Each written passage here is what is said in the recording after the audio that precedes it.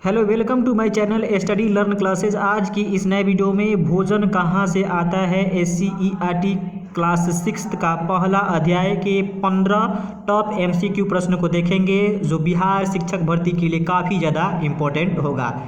इससे पहले आपसे एक छोटी सी रिक्वेस्ट है कि यदि आप हमारे चैनल पर पहली बार विजिट किए हैं तो चैनल को सब्सक्राइब कर लीजिए और बेल आइकन को जरूर ऑन कर लीजिएगा ताकि आने वाले वीडियो का नोटिफिकेशन आपको मिलता रहे। इससे पहले आप मेरे नोट्स वाले क्लास को नहीं देखे हैं, वो ऑलरेडी यूट्यूब पर अपलोड है, उसको जाकर एक बार जरूर देखें और उसे अपने कॉपी में एक बार आवश्यक नोट करें। उसके बाद ये MCQ प्रश्न लगाएंगे तो हम अधिक से अधिक प्रश्न को सोल्व कर सकेंगे। चलिए इसके फर्स्ट प्रश्न को बनाने का प्रयास करते हैं। देखिए, अगला इसमें हमारा फर्स्ट प्रश्न है कि इनमें कौन भोजन का संगठक नहीं है। इनमें कौन भोजन का संगठक नहीं है। ऑप्शन ए में है हमारा जल है, बी में है सरसों का तेल, सी में है गाय का दूध और डी में है पेट्रोल। तो इसका राइट आंसर क्या हो जाएगा हमारा? पेट्रोल हो जाएगा, यानी कि ऑप्शन नंबर डी जो है आपका क्या है? नहीं है। अगला हमारा है 2 नंबर कि आलू परिवर्तित रूप है। आलू किसका परिवर्तित रूप है? ऑप्शन ए में है जड़ का, बी में है तना का और सी है आपका फल का और डी है फूल का और डी है आपका फल का। तो इसका राइट आंसर जो हो जाएगा बी हो जाएगा। क्या हो जाएगा? इसका राइट आंसर हमारा बी हो जाएगा, क्योंकि आलू के हम तने वाले भागों को क्या करते हैं? खाते हैं।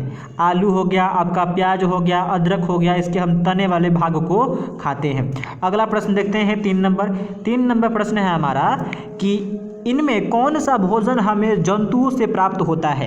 इनमें कौन सा भोजन हमें जंतुओं से प्राप्त हो गया? नारियल हो गया, पेड़ पौधे से मिलता है, पपीता हो गया, या भी पेड़ पौधे से मिलता है, अंडे होंगे। ये जो है हमारा ऑप्शन नंबर सी जो है जंतु स्रोत से प्राप्त होने वाला भोज्य पदार्थ है, जिसे मुर्गियों से और बत्तख से प्राप्त किया जाता है। अगला प्रश्न देखिए 4 नंबर। इनमें कौन शाकाहारी जंतु है? इनमें कौन शाकाहारी जंतु है? ऑप्शन ए में है शेर, बी में है हाथी और सी में है कौवा और डी में है मनुष्य। शाकाहारी जंतु जो पेड़ पौधे एवं पेड़ पौधे के उत्पाद को खाते हैं उन्हें शाकाहारी जंतु कहा जाता है। तो ऑप्शन नंबर बी आपका क्या है? करेक्ट है, यानी कि ऑप्शन नंबर बी आपका सही है, यानी कि हाथी इसमें क्या है?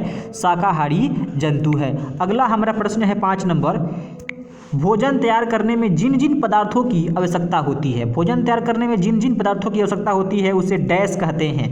ऑप्शन ए में है संगठक कहते हैं, खाद्य पदार्थ कहते हैं, भोज्य पदार्थ कहते हैं, उपयुक्त में से एक से अधिक, ई में है उपयुक्त में से कोई नहीं। तो इसका सही उत्तर हो जाएगा हमारा ऑप्शन नंबर ए, यानी कि संगठक कहते हैं। अगला हमारा देखिए 6 नंबर। 6 नंबर है कि सही कथन का चयन करें। ऑप्शन ए में है भोजन से ऊर्जा की प्राप्ति होती है, सही बात है, होता है। बी में है आलू तथा प्याज फल का भाग है, ये गलत है। आलू तथा प्याज किसके भाग हैं? तो आपके तने के भाग हैं। मनुष्य एवं तिलचट्टा सर्वाहारी जंतु है, ये हमारा क्या है? सही है। डी में है उपयुक्त में से एक से अधिक, ई में है उपयुक्त में से कोई नहीं। तो ऑप्शन नंबर आपका डी जो है क्या हो जाएगा? करेक्ट हो जाएगा कि इसमें क्या है? क्योंकि इसमें एक से अधिक विकल्प सही है। अगला प्रश्न देखते हैं 7 नंबर। 7 नंबर प्रश्न है हमारा कि शाकाहारी जंतु किसे कहते हैं। शाकाहारी जंतु किसे कहते हैं? जो केवल पेड़ पौधा खाते हैं, जो मांस खाते हैं। अगला देखिए ऑप्शन में, अगला ऑप्शन में है जो पादप और जंतुओं को खाते हैं, उपयुक्त में से एक से अधिक सही, उपयुक्त में से कोई नहीं। तो इसका राइट आंसर जो हो जाएगा केवल क्या हो जाएगा हमारा? ऑप्शन नंबर ए हो जाएगा, जो केवल पेड़ पौधा को खाते हैं और उनके उत्पाद को खाते हैं। अगला प्रश्न देखिए 8वां नंबर। 8वां नंबर प्रश्न है चावल से हमें क्या मिलता है। चावल से हमें क्या मिलता है? कार्बोहाइड्रेट मिलता है, विटामिन मिलता है, प्रोटीन मिलता है, उपयुक्त में से सभी। ठीक, तो इसका राइट आंसर जो हो जाएगा हमारा क्या हो जाएगा? कार्बोहाइड्रेट मिलता है। चावल से हमें क्या मिलता है? कार्बोहाइड्रेट की प्राप्ति होती है। अगला प्रश्न है हमारा कि 9 नंबर। जड़ के रूप में कौन सी सब्जी होती है? जड़ के रूप में कौन सी सब्जी होती है? ऑप्शन ए है गाजर, बी में है मूली और सी में है हमारा आलू और डी में है उपयुक्त में से एक से अधिक और ई में है उपयुक्त में से कोई नहीं। तो इसका जो राइट आंसर हो जाएगा हमारा उपयुक्त में से क्या होगा? एक से अधिक, क्योंकि गाजर क्या है? एक जड़ है, मूली भी क्या है? एक जड़ है। ठीक, अगला प्रश्न को देखते हैं। अगला प्रश्न है हमारा कि पौधे जो अपना भोजन स्वयं बनाते हैं, पौधे जो अपना भोजन स्वयं बनाते हैं उन्हें हम क्या कहते हैं? स्वपोषी बोलते हैं, परपोषी बोलते हैं, विषमपोषी बोलते हैं, जैव अपघटक कहते हैं। तो जो पौधे अपना भोजन स्वयं बनाते हैं उन्हें हम क्या बोलते हैं? स्वपोषी बोलते हैं। क्या बोलते हैं? स्वपोषी बोलते हैं। अगला हो गया हमारा 11 नंबर, अंकुरित बीजों में किसकी मात्रा अधिक होती है? जो अंकुरित बीजों के, जैसे कि मान लीजिए कि आप चने को फुलाते हैं, ठीक, वही पूछ रहा है कि अंकुरित बीजों में किसकी मात्रा अधिक होती है। ऑप्शन ए में है कार्बोहाइड्रेट, बी में है वसा, सी में है प्रोटीन, डी में है उपयुक्त में से एक से अधिक और ई में है उपयुक्त में से कोई नहीं।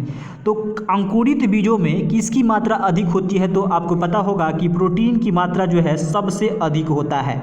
ठीक है, तो इसका राइट आंसर हो जाएगा ऑप्शन नंबर आपका सी। अगला प्रश्न देखिए, अनाज किसका समृद्ध स्रोत है? अनाज किसका समृद्ध स्रोत है?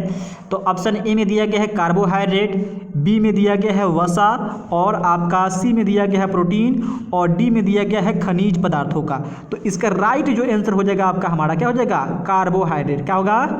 कार्बोहाइड्रेट। तो अनाज जो भी हो गया, आपका गेहूं हो गया, धान हो गया, ये सब किसके जो होता है प्राप्ति होता है? कार्बोहाइड्रेट की प्राप्ति होता है। अगला हमारा देखिए, फूलों के रस को क्या कहते हैं? फूलों के रस को क्या कहते हैं? जो मधुमक्खियाँ एकत्रित करती है अपने छाते में। तो फूलों के रस को हम लोग क्या बोलते हैं? ऑप्शन ए में है मकरंद, बी में है शकरा, सी में है सेलुलोज और डी में है आपका ग्लूकोज। तो इसका राइट आंसर हो जाएगा आपका ऑप्शन नंबर ए, यानी कि उसे बोलते हैं मकरंद। मकरंद क्या होता है? तो यह मीठा रस होता है। क्या होता है?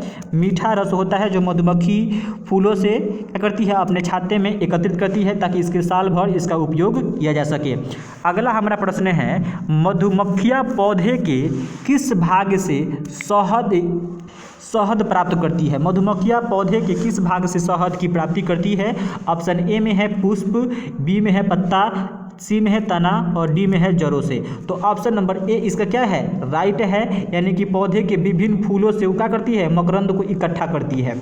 अगला हमारा है 15 नंबर प्रश्न, लास्ट सवाल है हमारा ये कि प्रकाश संश्लेषण में कितने पदार्थों की आवश्यकता होती है? प्रकाश संश्लेषण क्या है? तो आपको मैं बता चुका हूँ कि प्रकाश संश्लेषण एक रासायनिक अभिक्रिया है। क्या है? एक रासायनिक अभिक्रिया है जिसमें वायुमंडल से CO2 तथा जमीन से जल एवं खनिज लवण लेकर सूर्य के प्रकाश तथा क्लोरोफिल की उपस्थिति में C6H12O6 कार्बोहाइड्रेट अणु का निर्माण करते हैं तथा ऑक्सीजन गैस को मुक्त करते हैं। इसी पूरी प्रक्रिया को हम लोग क्या बोलते